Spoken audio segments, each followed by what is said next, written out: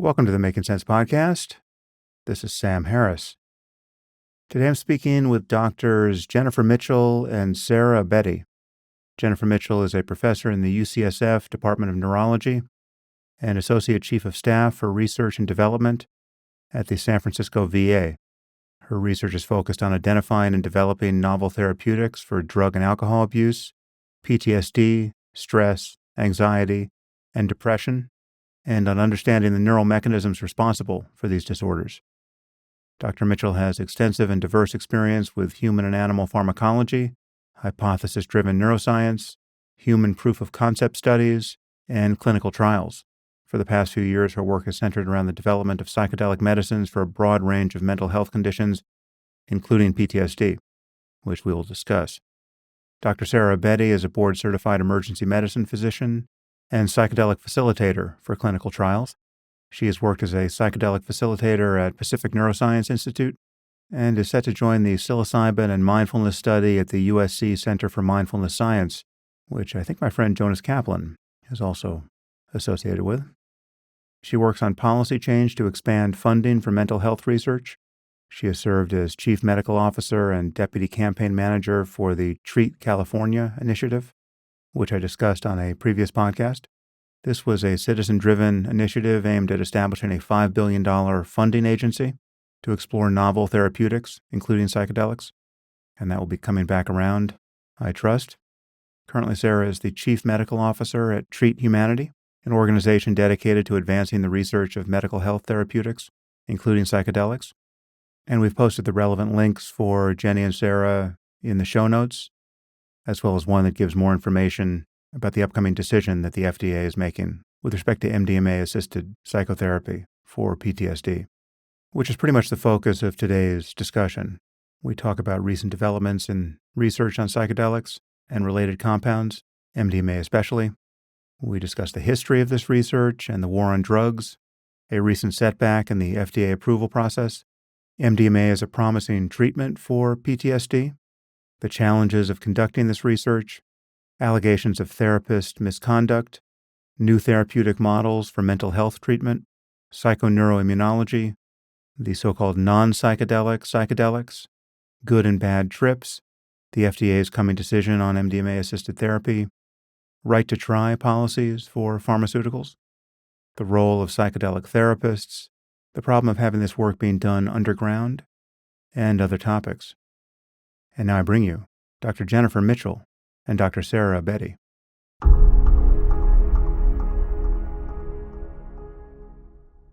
I am here with Dr. Jennifer Mitchell and Dr. Sarah Abedi. Jenny, Sarah, thanks for joining me. Thank you. Absolutely. Thanks for having us. So we're going to talk about the state of research into psychedelics. This is a topic I've covered a few times on the podcast.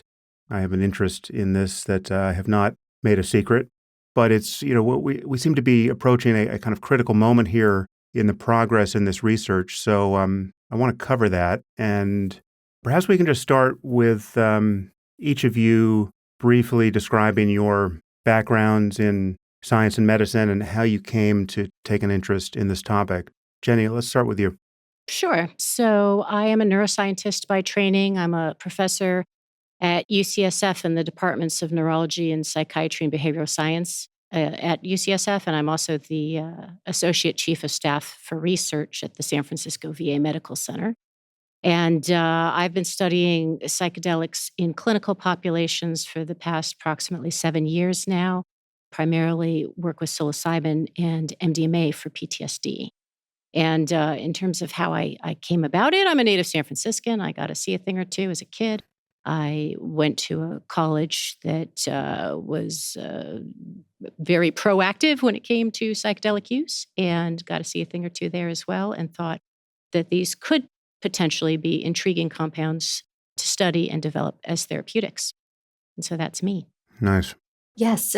So I'm an emergency medicine doctor. And what actually really led me down this path was probably what I saw and more in the emergency room. And so, before I actually started even in the field of ER, I really thought most of what I would be seeing would be acute emergencies.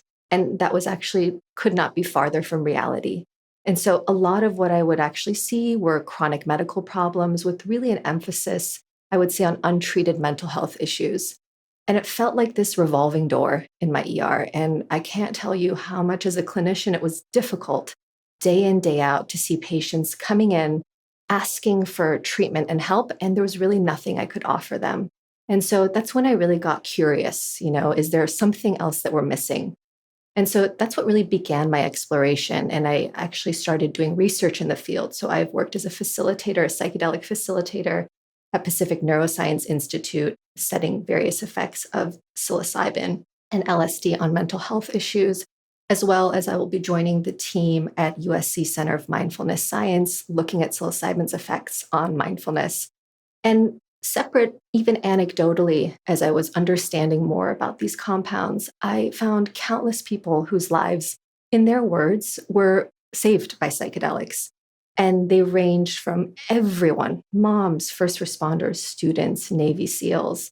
And they would report that they had tried every conventional medical treatment available and it didn't work. And so usually they saw psychedelics as this last ditch effort, this Hail Mary. And so many would report having been on countless pharmaceuticals, and they felt like it would numb or blunt their symptoms. And then they emphasized how important it was to do it therapeutically. And so what I was curious about is what is the hurdle? What's that roadblock that is not allowing us to explore this as a treatment or understand it further? And so what it always came down to me was funding. There's an issue with funding here. And so for many reasons, including the war on drugs, the stigmatization of these medicines, it's been really hard to get government funding to fund this work. And so for the past few decades, philanthropists have really had to foot that bill. And so that's actually where I got involved more in the policy space with psychedelics. And so I was involved with the Treat California ballot initiative. And I'm not sure if your listeners remember the prior podcast, you had interviewed Dr. Jeannie Fontana, where she was discussing this project. And so just as a reminder, it was a citizen-driven ballot initiative in California that would have created a $5 billion funding agency to research and support this field of psychedelic medicine. As many, I think, who understand the complexity of this field recognize that this is a completely new paradigm, and it doesn't really fit in the structures and frameworks that we currently have. And so that initiative would have allowed us to do research and to understand the risks. It would have helped us provide education and access. And so, maybe a little bit of an explanation of what happened. We had built a very powerful coalition, and there was this incredible movement. And when we pulled on the language that we actually had received from the Attorney General, this would be actually the language you'd see on the ballot. We found that while Californians really believed in psychedelic medicine and researching it and understanding it, they actually did not have confidence that a government agency could uphold its promise. And there's this growing distrust in the government to get anything done. And so educating the public on why the TREAT initiative stands apart, it was difficult. So we had to unfortunately stop, and we've shifted now to Treat Humanity. So that's what I'm doing now is I'm the chief medical officer at Treat Humanity, where we're looking at the same issue, how to unlock the necessary capital to fund this research and build the infrastructure, which I actually would argue would help address a lot of the issues that we're seeing come up with the FDA committee and MDMA. And so, some of the things we're looking at is possibly a campaign in 26 in California, federal options, global options, and it's a joint effort. So we need the best and brightest on this. So that's a little bit of what I'm doing right now. Nice. Maybe I should just take a moment to review some of the history here, because it will remind people of why the involvement of government and the attitude of government is so complicating, and why we're at some risk of losing the hard-won progress that many people had begun to take for granted in recent years. So just to quickly run through this, many of the compounds we would talk about, I think we're going to focus on MDMA because of the recent study and FDA advisory ruling. And MDMA is not technically a psychedelic. We might add a footnote there later. But most of these drugs, MDMA, LSD, psilocybin, have been around for quite some time.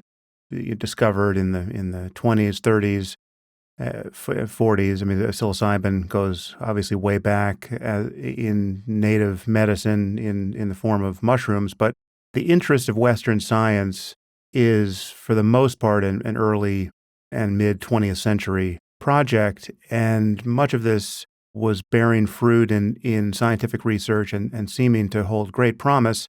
And then the 60s came around, and Timothy Leary, who was one of the PhDs at Harvard who was doing this research, also became a great proselytizer of the countercultural potential of these drugs, LSD in particular.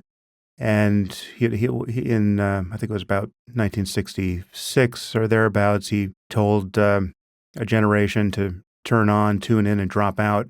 And we had a great counter-reaction to this countercultural moment, which culminated in the war on drugs in 1971, when more or less all of the most promising compounds were officially ruled Schedule 1 and therefore declared dangerous and worthless.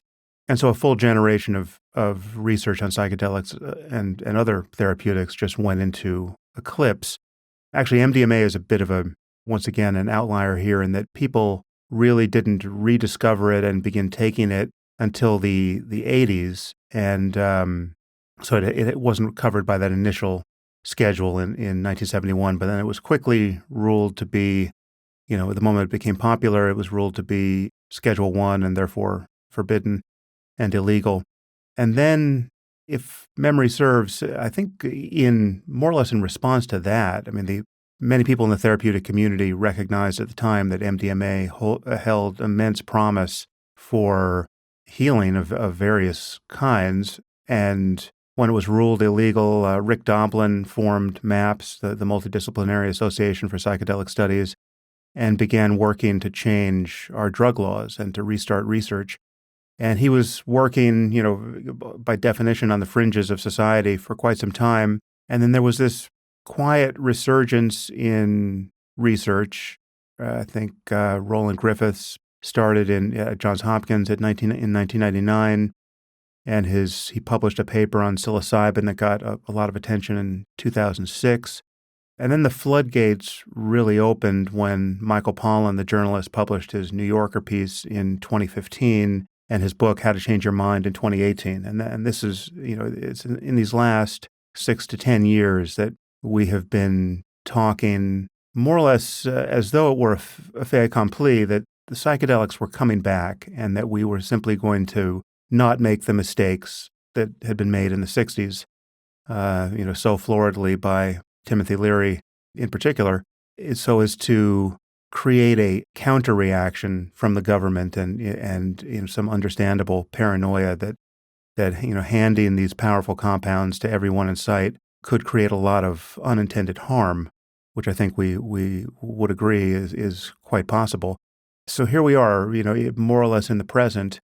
MAPS and this, the spin-off pharmaceutical company Lykos has brought research through, now I'm coming to you, Jenny, through stage 3 clinical trials. And this is where, Jenny, you, to my understanding, join the story explicitly. Tell me about your involvement with MAPS and Lykos and the study you have done and where we are, and because there was recently a fair amount of press attention about the FDA's advisory panel reaction to the study that you ran for Lykos. And so talk us through that and Sure. Complete my sentence for me. Sure.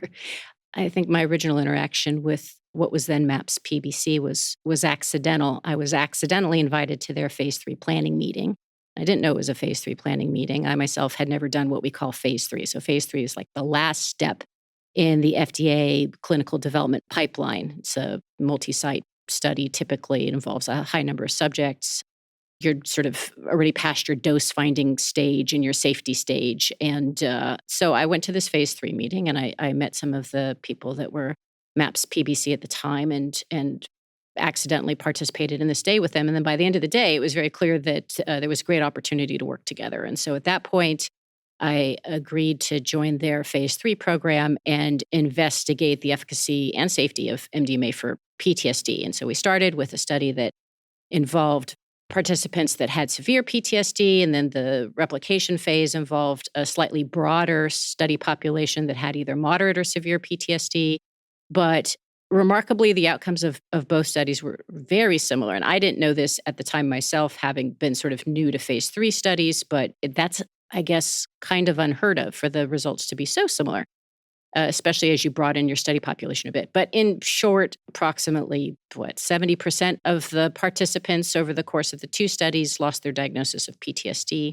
And that is a remarkable outcome when compared to our current gold standard treatments for PTSD. And I think that's why it raised so much interest Mm.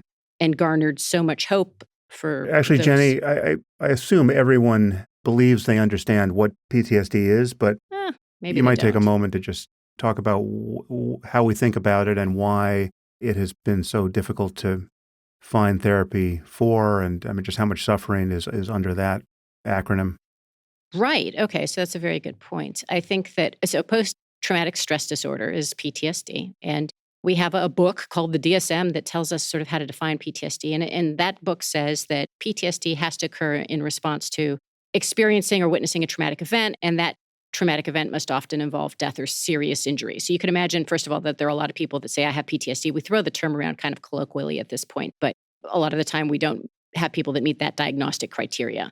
When they do, unfortunately, PTSD is particularly hard to treat. It also often occurs, it's not like a standalone diagnosis, which would be really convenient. It often occurs with other comorbid diagnoses, such as depression, anxiety, TBIs, drug and alcohol use disorder. And unfortunately, those comorbidities make it much more treatment intractable, much more difficult to treat PTSD. And so one of the issues that we've had, of course, then is that we don't have any great pharmacological therapeutics for PTSD. We have 2 FDA-approved SSRIs, so the selective serotonin reuptake inhibitors that were developed for depression, sertraline and paroxetine.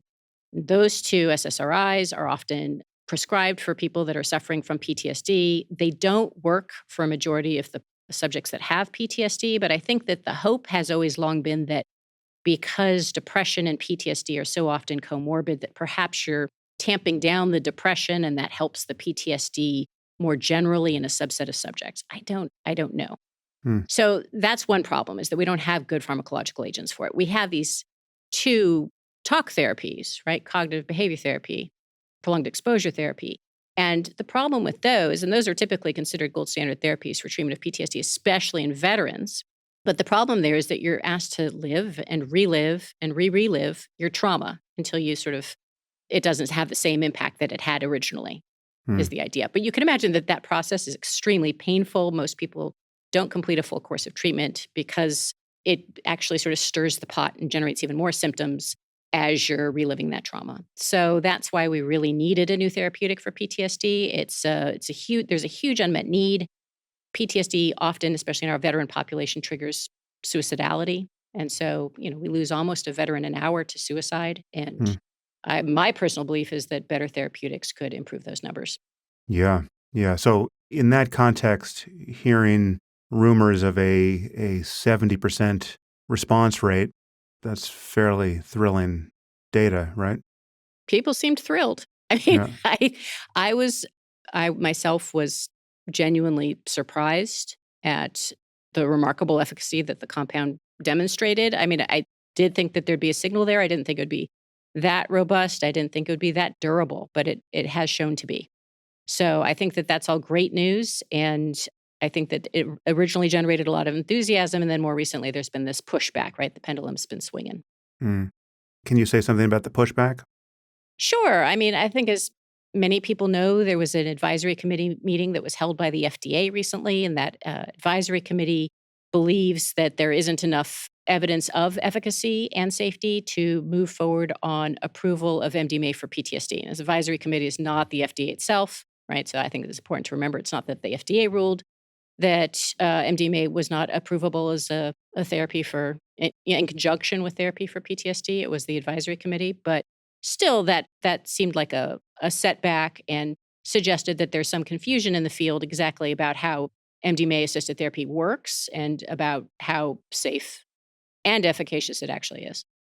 Well, what were the actual, and Sarah, feel free to chime in here at any point, but just sticking with you, Jenny, what were the actual criticisms. I mean, there were criticisms about unblinding with respect to, what was the active agent and what was the control. I mean, this is kind of a Yeah. comical problem that one runs into, and this goes all the way back to the original research in the 50s and 60s. And the problem is in most medical research, when you want to do a double-blind control study, you can effectively do that because it remains a mystery to the participants who's taken the active compound and who hasn't. But when you're giving people drugs like MDMA or psilocybin or LSD, the effects of these drugs are so powerful and so unignorable that in its most comical variant, there was the study, I think it was run by Leary and Albert back in the early 60s, usually described as the Good Friday experiments, where they gave a bunch of seminarians,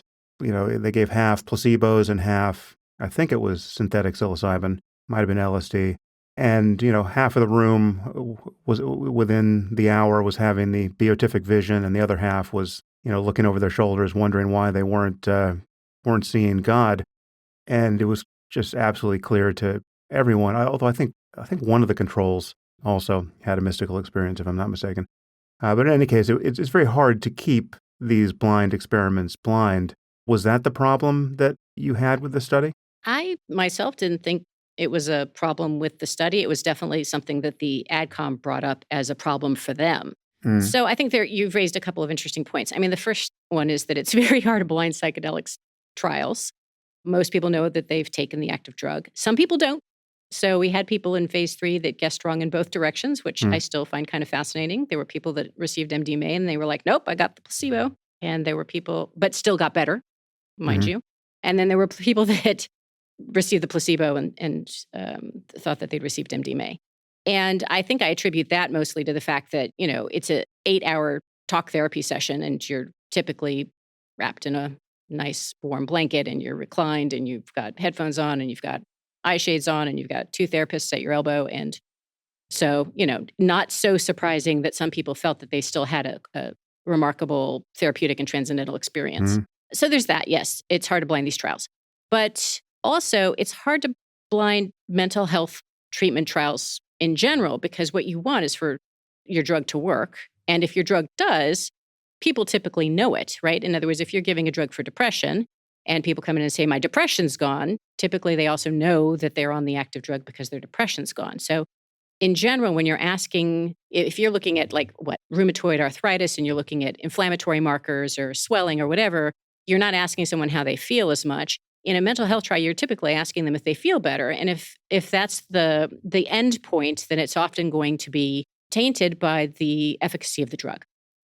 So this wasn't a surprise, I think, to anyone, as the FDA and at that time MAPS PBC sat down and discussed the study design. And what they decided was that this would be, relatively impossible to blind completely.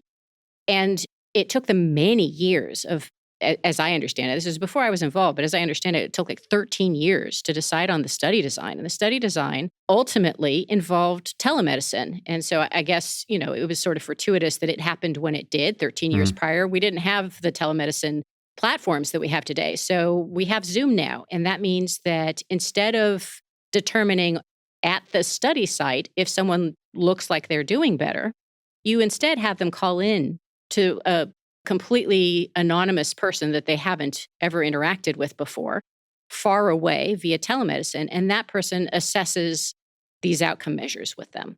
And that way, this assessor doesn't know where this person's calling from, if they thought they received placebo or active drug, if they're at the beginning of the trial or the middle or the end or in follow-up. And that was the study design that the FDA and the sponsor agreed on together to ensure that this lack of blinding was minimized as much as possible when it came to assessing and evaluating the drug efficacy. So there's that. And I think that was oddly lost in the AdCom. And I didn't hear the FDA say very much about it at the time, even though, again, they had agreed to this study methodology years before with what is now Lykos Therapeutics. So that was a surprise to me, that people had so much issue with the blinding. I also thought it was kind of a surprise because, if we were talking about a cancer drug, those studies don't typically have a comparator arm anymore. And so you don't need the comparator arm to receive FDA approval for a novel therapeutic. And what about allegations of therapist misconduct? Yeah, right. So I think that's one of the things that most plagues MAPS, PBC, and Lykos therapeutics are these claims, this one in particular from a phase 2 study that happened many years ago in which a therapist inappropriately began a relationship with somebody that had been involved in one of the trials. And obviously that's horrific. It's inappropriate. It's malpractice. That was not somebody that was involved with phase 3. That was not a therapist that was allowed to continue after these allegations came to light. And also, perhaps most importantly, the therapy component of the treatment is not under the purview of the FDA. Like the FDA doesn't talk about the therapy in general because they have no control, no say over therapy, right? We have state boards and licensing boards and accreditation boards that keep track of therapists and their practices. And that's what would happen if MDMA-assisted therapy were to be FDA approved. So it was odd to hear the AdCom sort of go down that rabbit hole and talk so much about therapy and previous behavior of therapists and how the therapy would be monitored when none of that really was supposed to, as I understand it, be part of the AdCom meeting. It's definitely not part of what the FDA will evaluate during the approval process. Sarah, do you want to jump in here on any side of this? Sure. Yeah. I actually think there are a few things that are important to touch on. One being that psychedelics really offer a completely new therapeutic model. And I think it's important to talk about how different that is from our current existing model. And I really do think it's important that we talk about what can go wrong so that we can create structures to prevent it from happening as best as we can. And lastly, I think it's important to look at how we may need to evolve our current institutions to meet the demands of the people. And so what I mean by that is, we would not be here having this conversation if our current medicines worked for everyone. There's, I believe, nearly 1 billion, according to World Health Organization, of people suffering from some sort of mental health condition. 1 billion. And if we look at Americans in particular, 1 in 5, right, are living with some sort of mental health illness. So that's about 50 million people in the United States. So if we hone in on PTSD in particular, I believe it's somewhere around 13 million. And MDMA would be one of the first to offer a new treatment, I think, in around 25 years. And so I think it's just important to note that there is this desire to find something else because the current conventional medicines work well for some, really well, and for others, they're failing them. And so I think there's a lot to touch on here. One of some of the critics of the vote for the committee actually had mentioned that there was just one member of the FDA advisory committee that had expertise in psychedelics, saying that the committee may not, as Jenny was talking about, have a full understanding of all aspects of the treatment. And he actually did vote in favor of the treatment's efficacy. And as Jenny was touching on this, the FDA does, regulates medications, but they never regulate psychotherapy or a medication whose effects are really closely tied to therapy. And so this really raises the question about, is there a belief that they need to standardize and create protocols for some sort of therapeutic aspect of psychedelic treatment? And I think that really gives us an opportunity to see where there's room for growing in our current medical model. And so a lot of researchers, I think, believe that because of, as you were mentioning, Sam, the really complex history of these classes of medicines, we're seeing the data face significant scrutiny, probably more so, I would say actually definitely more so than any other drug class, any new drug discovery. And so I think it's important to note that some people see these medicines as a movement, right? And not a scientific endeavor. And so scientists want to be careful to say, if there's a preconceived notion within an organization that these medicines are effective, and all we need to do is substantiate that belief, then where is the confirmation bias here? And how is it going to have us maybe overlook some blind spots? And, as Jenny was saying, researchers in the field might actually see this as some sort of period of recalibration. So maybe we're moving initially past that hype and really thoughtfully considering any potential risk. And I think they're emphasizing that we want to know when they can go wrong before we bring them to the market. And so I feel as we embrace all the aspects of this field, it really shows the maturity of it. And, I think it's really important to discuss that, as we're talking about this challenge of double blinding, right? So in evidence-based medicine, you have these placebo-controlled double-blind clinical trials. They're gold standard. Patient doesn't know, experimenter doesn't know. And we were talking about how that's really difficult. When someone is taking a psychedelic, they usually know. So I think for me, what has been really helpful to break this down is to really reflect on the type of research model we're using and understanding how this new paradigm, maybe it does not fit really well with this research model, and what are the limitations of our current method so that we can develop and evolve to other methods that would actually capture this work.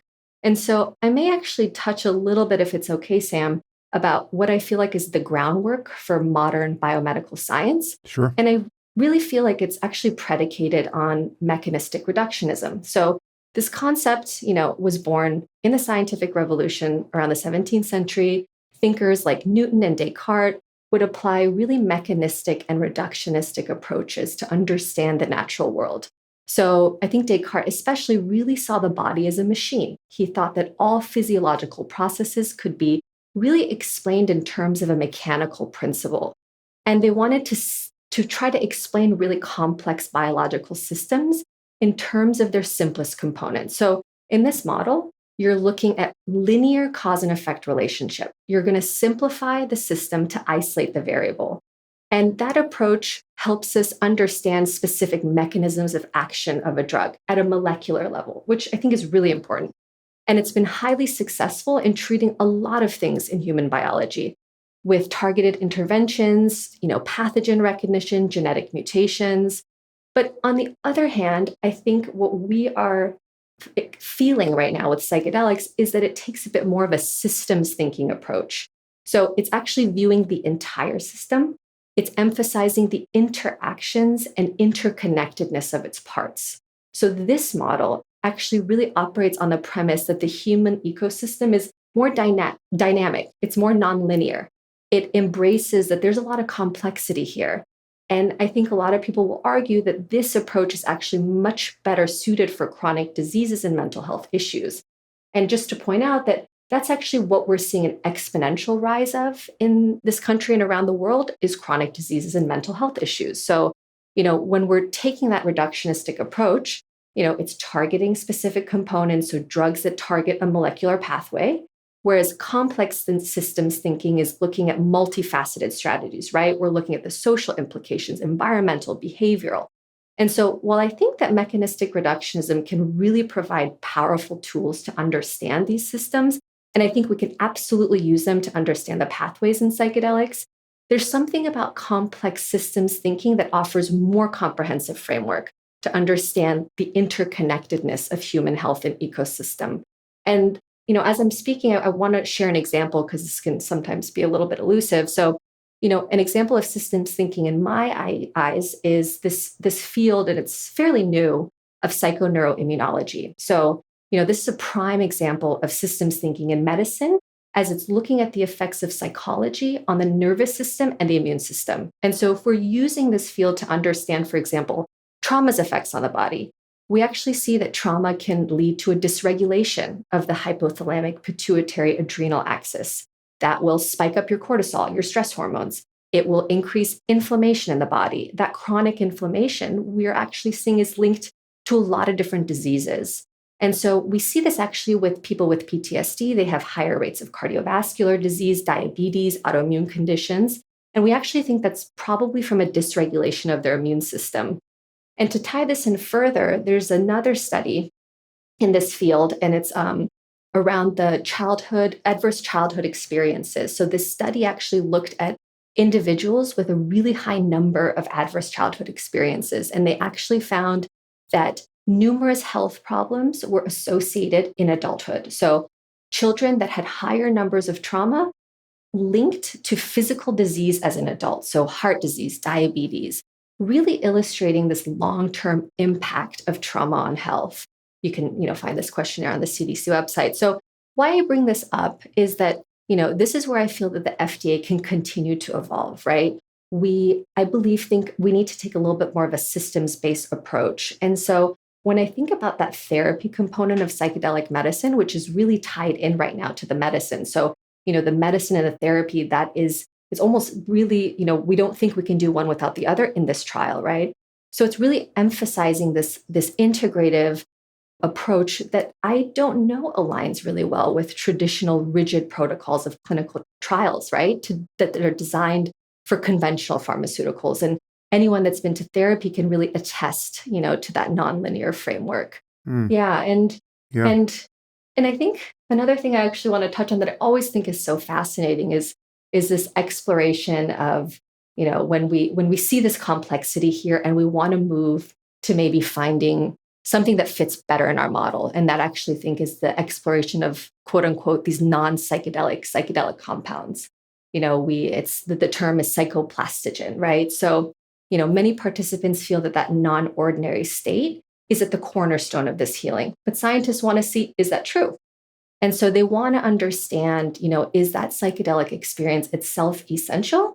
Or is there some sort of underlying neuromodulation that's responsible for this shift? And there's a lot of contention in the field about this. And I think proponents of the psychedelic experience report that they feel, some of the most meaningful experiences of their life, right? So they've gained this insight that they felt would be otherwise inaccessible, shifts their perspective on how they see the world. And it actually reminds me of what an astronaut would feel, right? When they go to Earth, they call this the overview effect, this state of incredible awe and overwhelming emotion and this connectedness to other people. And so when people have these experiences, they feel that this hasn't just helped them with their objective depression, PTSD. They feel that another layer has been added on.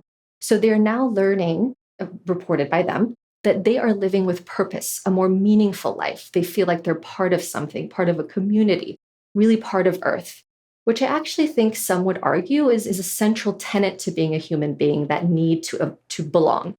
And so, again, this is where I think we can evolve our research methods, right? It's to encapsulate the entirety of this and not just an objective decrease on a measurement scale. So for some people, it might not be enough to live PTSD free or depression free. That's great.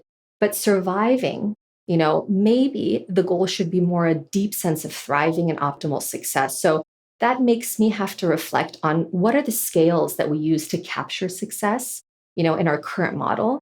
Do these system, assessment scales fail to address some of the more complex whole person dynamics? And does this suggest that we may need more validated scales to capture this? And the last thing I'll touch on is, I think this is why it's so complicated, is that we also need to talk about the cost benefit analysis that insurance companies will complete. So an insurance company will probably prioritize a treatment, well, actually, they definitely will, that addresses medically recognized conditions, right? With a measurable outcome that are clear, quantifiable, and that align with, most importantly, traditional medical criteria. So an insurance company, when they assess whether the benefits of a treatment justify its cost, if a treatment significantly improves overall well-being, but it's expensive or lacks robust evidence of cost effectiveness, insurers actually may be hesitant to cover it.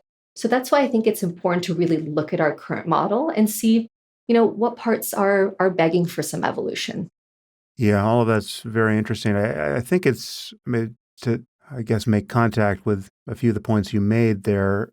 One reason why the therapy seems like it needs to be an integral part of this, and why it's unsurprising that it would be, is that here when you're talking about a few treatments with MDMA or psilocybin being efficacious, you're not talking about taking a drug for the rest of your life, and therefore you're not talking about the ongoing pharmacological consequences of being on this drug, and that simply having some neurophysiological effect that improves your condition. Just of necessity, you're talking about a very punctate experience in your life. And from the first person side of this, or for one who has had these experiences, it seems quite obvious that it's a matter of, in the end, thinking and feeling differently about yourself and your place in the world and your past experiences. This is why I would be willing to bet that the phenomenological component of the psychedelic experience, rather than merely the pharmacological one, is going to prove necessary, right? So I'll be fascinated to see where that research goes with Me the too. so-called non-psychedelic psychedelics. But Right. the idea that you could unconsciously have all of the benefits, that will be surprising because, from the first person side, it really does seem to be that it's a matter of using these compounds to get tremendous leverage over one's mind based on the power of ideas and insights and changes in perception and feeling that if they're not actually truly durable, I mean, because they're not, I mean, every experience comes and eventually goes, but what you have at a minimum is the new reference point that such an experience is possible, right? I mean, like that you can, you know what it was like to have felt that way yesterday.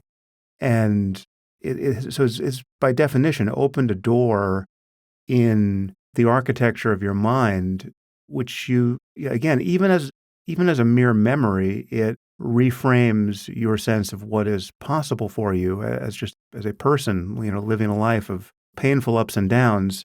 Perhaps still, it potentially changes everything, even if the ongoing character of your experience hasn't changed all that much, and that's probably the least successful case we're talking about. So, leaving aside the real downsides and dangers, which we should probably address, because obviously there are some people who shouldn't take these compounds, and Right. as there are, for every great experience one can have on many of these drugs, there are equally awful and harrowing experiences one can have.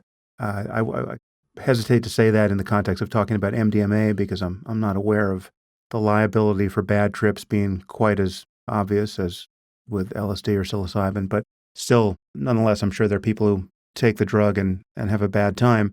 Jenny, would you like to jump in here? Sure. I think you're absolutely right. I think it's rare, but that there are people that take MDMA and they feel that it opens a door to bad and dark things that they don't have an opportunity to address and that leaves them feeling worse instead of better. I think that in general, we probably all agree psychedelics don't work well for everyone, maybe shouldn't be given to everyone. There may be a number of comorbidities that should, limit one's access to a psychedelic, at least at these early stages of development of some of the drugs. So I agree with all of that. Yeah.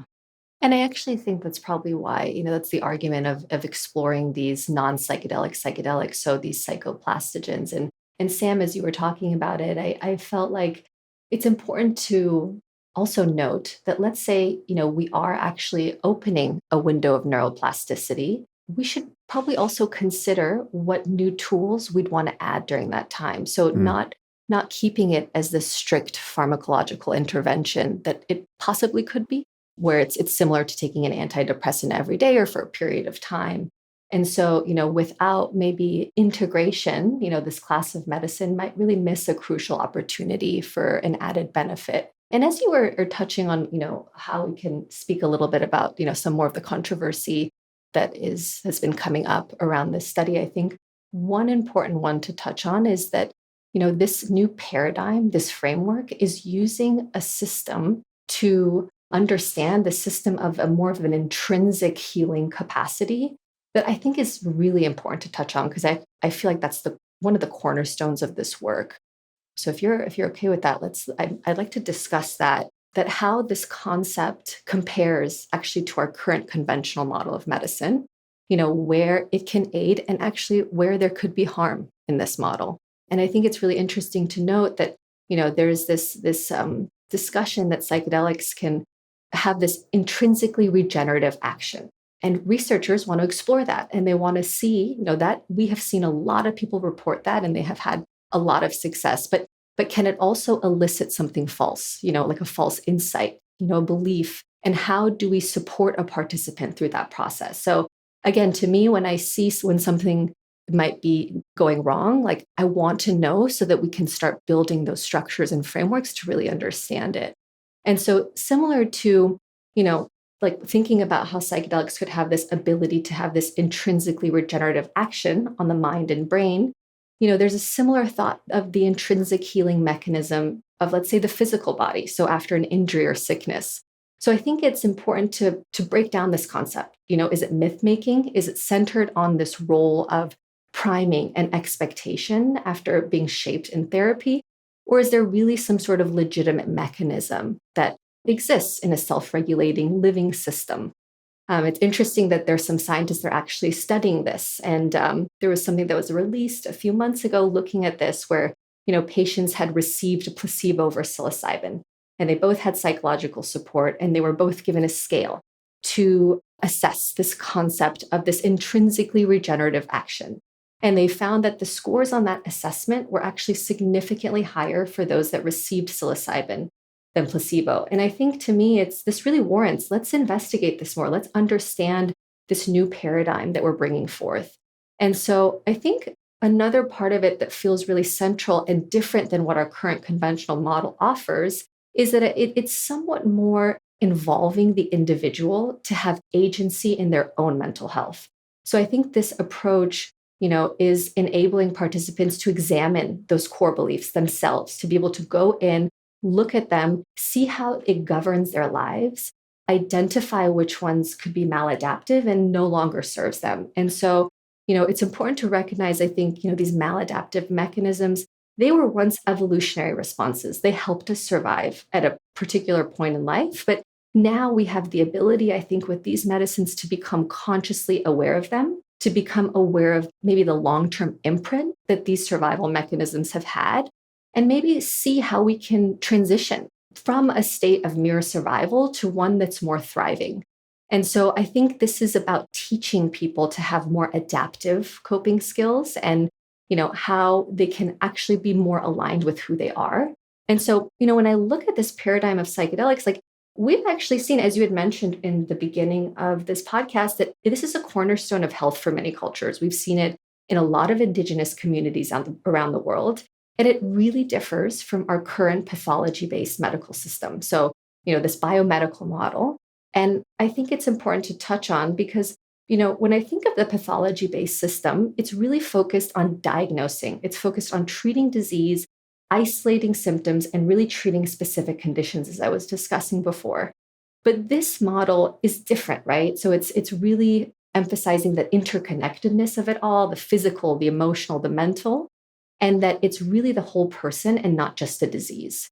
And so, sorry, go ahead. No, I was going to say you're raising some really great points and implications, I think, for clinical use of these compounds. Because let's say that they are neuroplastic, right? Yeah. And let's say that they open up a window of opportunity that lasts longer than an 8-hour treatment session, right? Which is basically what you're suggesting here, I believe. Mm-hmm. And that you're sending a participant home at the end of that 8 hours, and you're hoping for the best. And perhaps that window is open for another 14 days.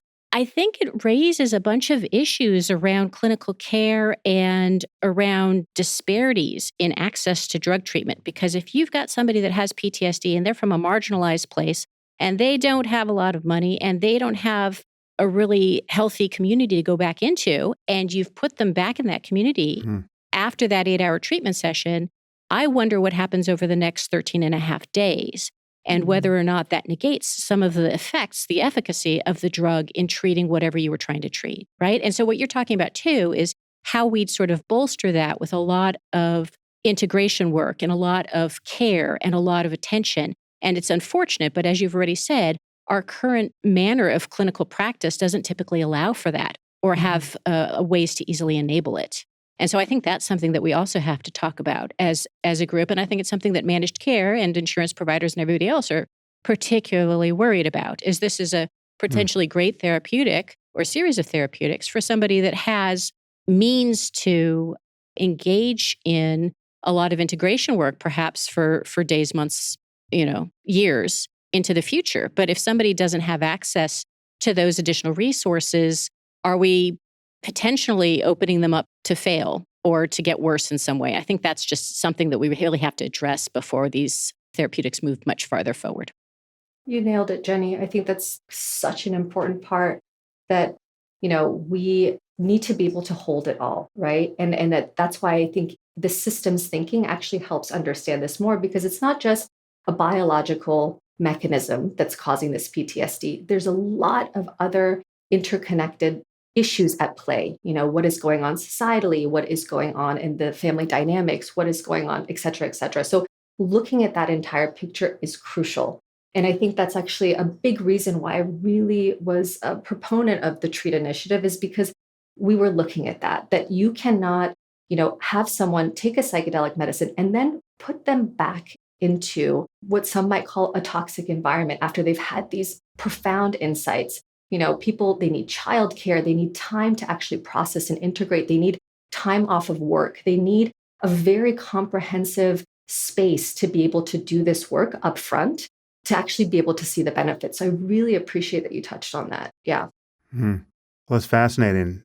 In listening to what you both just said, I guess I'm beginning to worry that the perfect can become the enemy of the good here, where we acknowledge that the experiences that many people have, perhaps even most people have on these compounds, tend to be so powerful and so reshaping of a person's sense of what life is good for in the end, that it sounds like we could be in danger of deciding, well, it's just too potent, right? It's just you're pulling at the threads of a person's life, but here you've got some kind of central thread that can unravel everything. We've given someone an experience for 5 hours in the case of MDMA, or 12 hours in the case of LSD, after which they may decide they're in the wrong job. They may decide they're married to the wrong person. They may decide that that everything needs to change in their lives.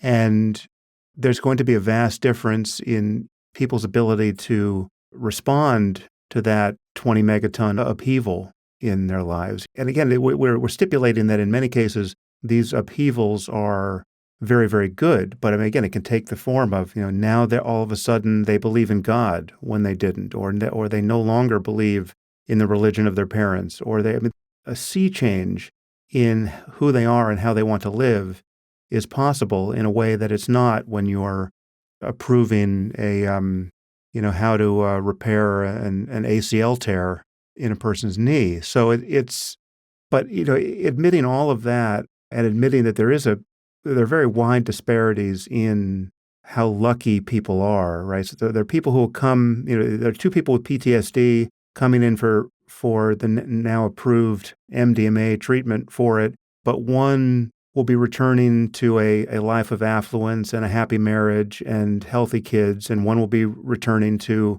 a life of chaos, right? And Exactly. we can't fix all those problems, but the question is, can we put enough in place so that it will be unambiguously good most of the time for the person to have had this intrusion into their lives for 12 hours or 24 hours or 36 hours or whatever the protocol is, that has to at some point be bounded by the sheer limitation of what any clinical practice can deliver to any person. Right. I really think we can. I think we just have to be particularly thoughtful about the guardrails that we put in place and how we do them.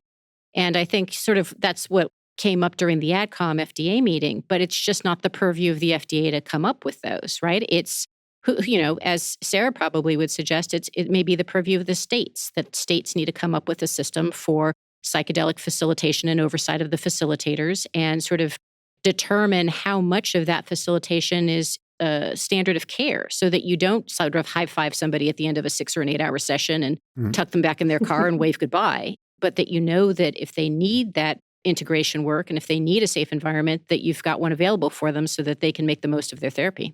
Yeah. And I think just to touch on what you were saying, Sam, a big part of this, again, to me, is just what a new paradigm this is, right? So, as we were touching on looking at this pathology-based model that we are very familiar with, the FDA it's a huge part of something that FDA is very comfortable with. But, the participant is very passive, right? As they receive this care, there's that heavy reliance on pharmaceuticals, medical interventions when necessary, standardized protocols, so one size fits all.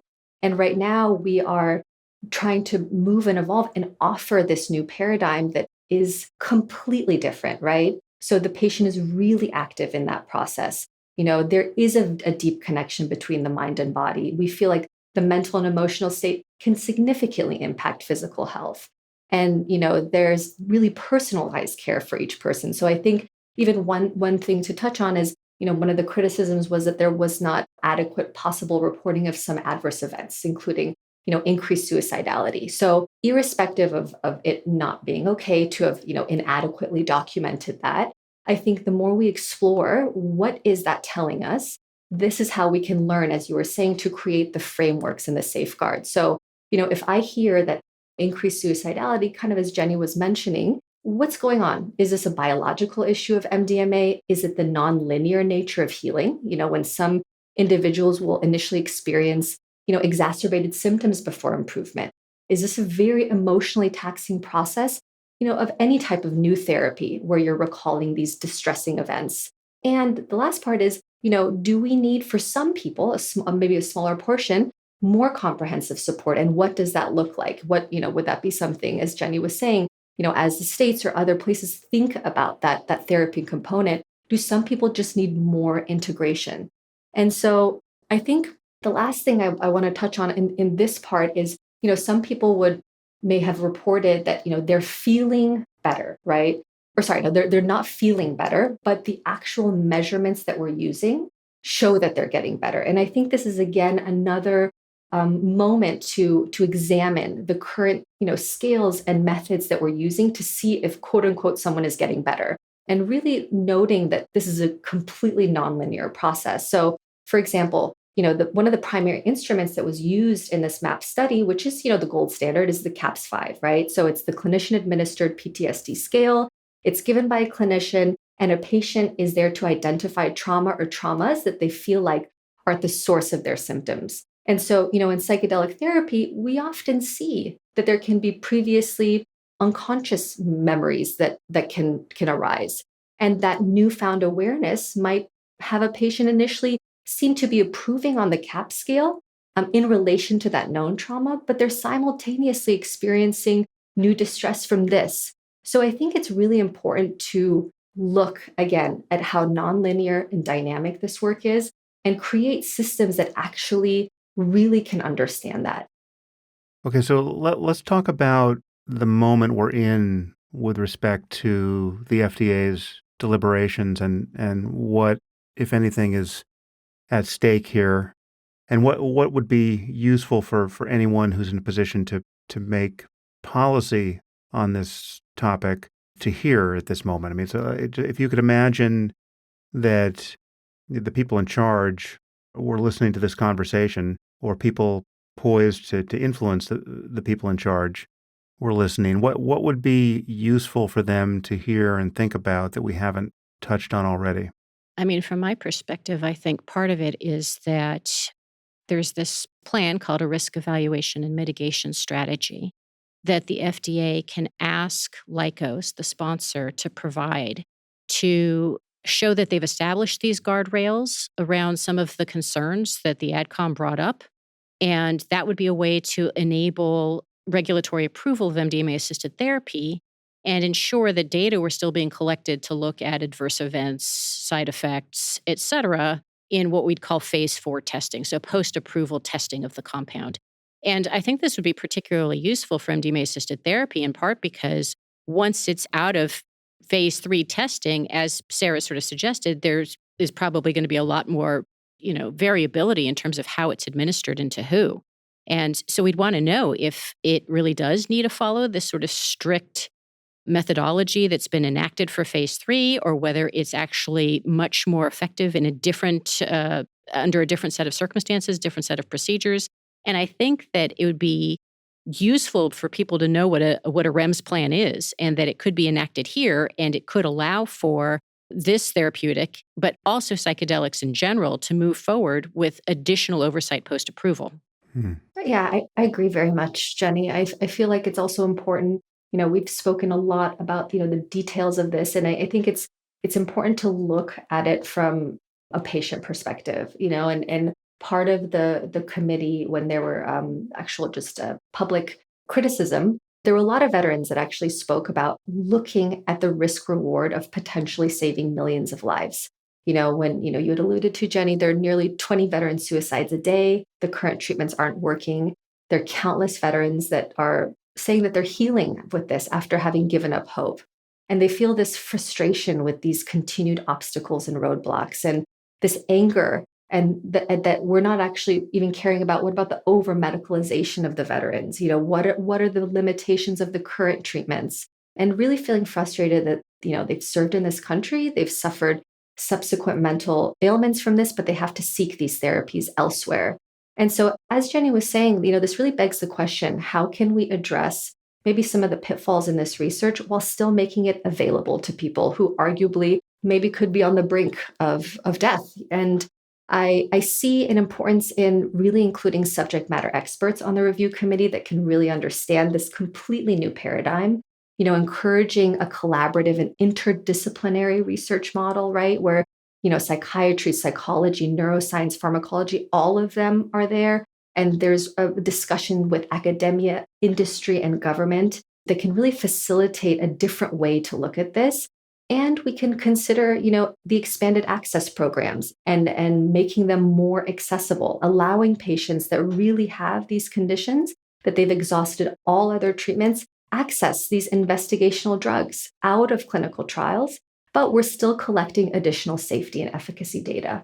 I think that's totally right. I don't think we talk enough about right to try, especially with respect to our veteran population, right? We talk a lot about that for other end-of-life conditions, right? If you've got cancer and you don't have a lot of time left, there are a lot of therapeutics that are available to you that have a very complicated risk-benefit profile.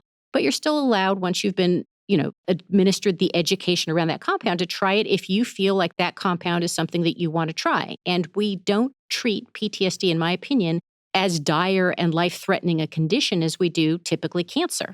And so there are a lot of veterans that, as per Sarah's comments, would say, look, I've tried everything else. I've put a gun in my mouth. I've done all these other things, and I'm going to kill myself if somebody doesn't give me another idea, another opportunity to try something different. And for them, I think that they definitely deserve right to try, and that there must be a way, if we're all clever and we put our heads together, to figure out how to allow veteran access to these populations, to these substances, and maybe even that could be a way to allow for FDA approval of MDMA-assisted therapy, as an example. Like within the VA system, that might be a way to start the ball rolling and acquire data in a population that really, I think, in my particular opinion, needs access to the drug the most.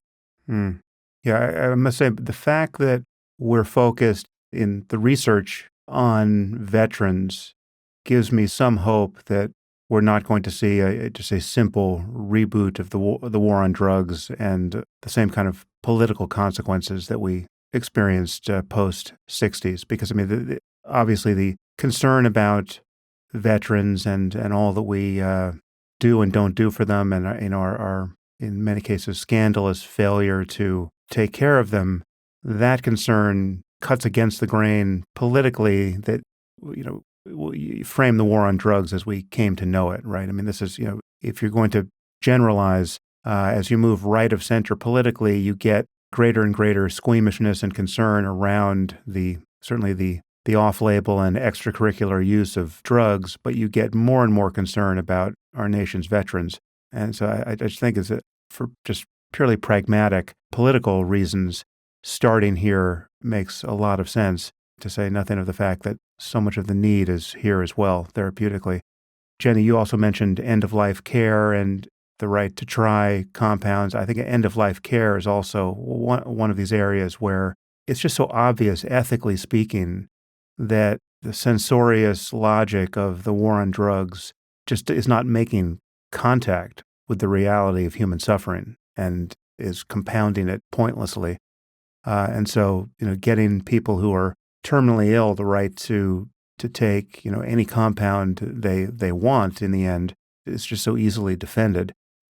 Okay, so the FDA has to make some kind of ruling in, is it the middle of August, correct? And I guess there's some fear that they may just decide to close the door to this research and not give approval. Why might they do that? And what are the we've flagged some of the issues here, but can one of you tell me more about what really could actually present a real impediment to this research moving forward? Yeah, something that was touched upon in the committee meeting was some of the boundary violations and sexual abuse that had come up. And so, I think when any sexual abuse arises, whether it's in the underground, whether it's above ground, psychedelic community, whether it's in any other field, we really need to talk about it. We don't want to sweep it under the rug. A therapist having sex with patient is unethical, full stop. So let's bring that common sense into the room. The more we understand, I think, the dynamics at play, the more I think we can educate and prevent while continuing to create mechanisms of safety for the field. And I just want to point that we've seen similar issues in other fields, and it doesn't stop their progress. I think instead, a mature response would be to put significant effort to prevent such harms.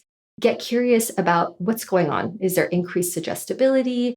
Is there increased vulnerability? We see that increased vulnerability in normal talk therapy, right? When patients are sharing very deeply personal and sensitive information, it's placing a lot of trust in the therapist. And so this vulnerable psychological state, can make them more susceptible to manipulation. And, we can take this further that, this dissolution of personal boundaries with psychedelics in these non-ordinary states can be exploited by untrained or unethical practitioners. And this deep connection that's fostered by psychedelics can exacerbate. So, the way I look at it is this vulnerability that's created in any therapy space is essential for I think the healing work. And the space allows for deeply held emotions and thoughts. And I see this in normal talk therapy as well, that will allow for an exploration of defense mechanisms. So, how have they been there to protect us? You're being seen and heard in these therapy sessions. And so, I think because of the power of that human connection, there's a closeness that develops, and that can become confused, right, with romantic or sexual intimacy. So I think it's just really important to note that these emotions come up and the lines can get blurred, and you can set a boundary and you don't act on them. And so, it's just important to note that sexual abuse, power dynamics, they're inherently and unfortunately seen in human nature. We see them in all fields, in all walks of life. And we really need to hold that these abuses can happen in this context. And so, what could we do to prevent it? So, the reason why I think this work is so important to come above ground is this is what will allow us to establish very clear ethical guidelines and protocols that we can continue iterating on. So, there will be very clear, comprehensive ethical guidelines in my eyes that will address boundaries, consent, appropriate behavior. It will make sure that the participant really understands this and what the safeguards are, and that consent is ongoing, and that you're aware that an emotion like this can come up and you don't act on it. And furthermore, this is, again, the need for having more rigorous training that includes therapists understanding their own boundaries, educating on sexual abuse and trauma-informed care, and ethical conduct. And the most important part of this coming above ground is the accountability and reporting mechanisms, which I think are essential. Exactly. Because Yeah. when we don't have them, what I worry about is the underground psychedelic community is flourishing because people are desperate for treatment. And so it will become very difficult for a sexually abused patient to come forward. Not only do they Exactly. have shame around this, but they feel that they might even get in trouble for having taken an illicit substance. So can they even report this? So it just feels even more essential to bring this above ground and start creating those structures and frameworks now. Hmm. I completely agree with Sarah. I think one of the best things that could happen with approval of these substances is bringing it all into the light and allowing for additional accountability. There's so much responsibility involved in being a therapist, and any therapeutic alliance can be abused. And so there needs to be additional oversight for psychedelic therapy, and approval, I firmly believe, is one way forward to enabling that. Yeah, I mean, the fact that the current therapeutic work that is happening all over the place is by definition illegal and could land its practitioners in prison makes any reporting of anything incredibly fraught, whether it's just the pressure applied to somebody to, not report the bad experience they had with a therapist could be coming from the place of, listen, not only do you not want this person to go to prison for the thing you didn't like that they did, but you stand a chance of setting back this whole area because you're going to reboot the war on drugs for everybody.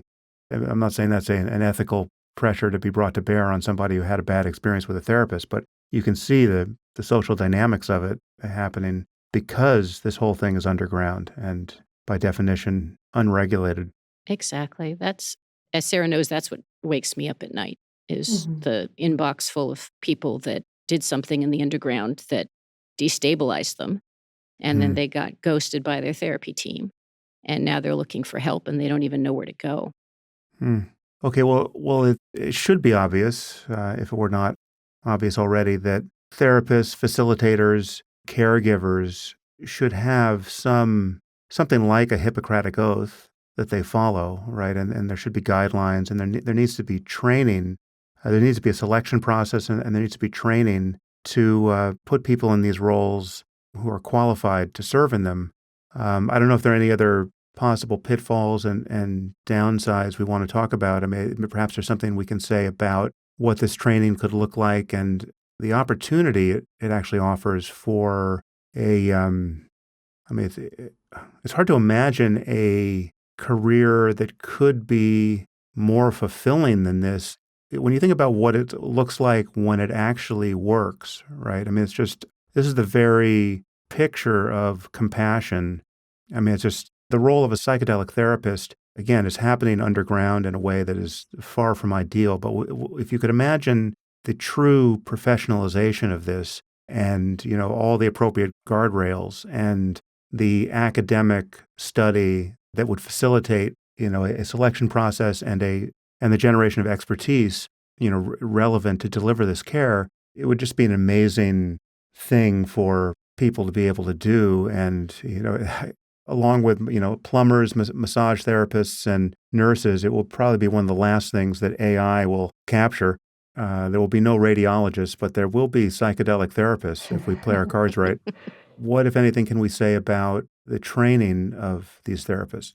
Well, I can say that one of the nice things about the phase 3 clinical trials was that it was an opportunity for what is now Lykos Therapeutics to stand up their own training program and to sort of cherry pick providers that already had a background in PTSD and trauma treatment and then administer these additional trainings to them to get them up to speed with psychedelic facilitation. And so that could be added into their REMS plan as an example, so that they had oversight over the first generation of therapists that would deliver this cutting edge care. And that would also give all of our states a chance to enact their own training and credentialing programs, oversight, maybe even insurance for psychedelic providers, so that they were all very well trained and monitored, and that there was a system of recourse for reporting or addressing misconduct.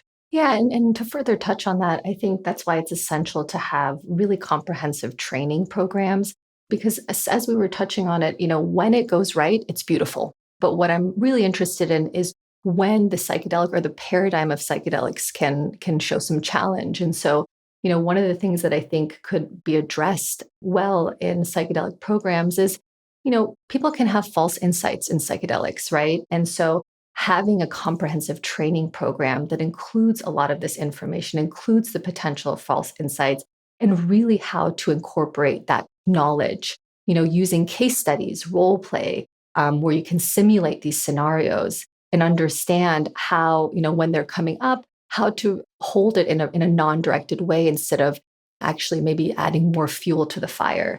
And I just think it's just important, there's going to be a lot of critical thinking necessary. You're not going to be dismissing some of these beliefs outright, but how can you foster, an environment of open inquiry? And I think the most important part for me is supervision, right? And continued education. Just like, when I finished medical school, and I was training to become an ER doc, like residency to me was where I learned everything. And so I thought I knew how to interact with patients and there's a lot that I learned on myself, but to reflect that back to someone that has, understood this space and can help me glean some insight, I think that is very important. So I think some of those would be high on my list and why I'm really looking forward to having this come above ground so we can really start iterating and improving upon these models.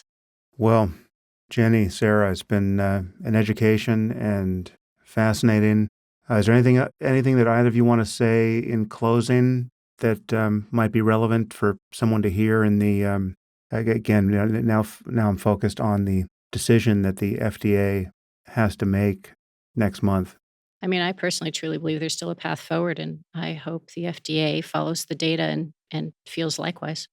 Yeah, I agree. And I think one step further is, as we're continuing to explore how to really elevate and understand this field, again, to me, it still comes back to funding. And so, what we're trying to do with Treat Humanity is to access more capital to be able to answer these questions. And so I would really encourage anyone in your audience, Sam, because there's some of the most intelligent people in the world that listen, join us on that mission to explore the different ways that we can bring these things. I don't think we have to move slowly. I think we can actually, with the proper funding, move quite efficiently and get the help needed to people that desperately need it. Well, there'll be links to whatever websites you guys want me to link to in the show notes. And again, Jenny, Sarah, thank you so much for your time. Absolutely. Thank you for doing this. Thank you, Sam. Thanks, Jenny. Thanks, Sarah.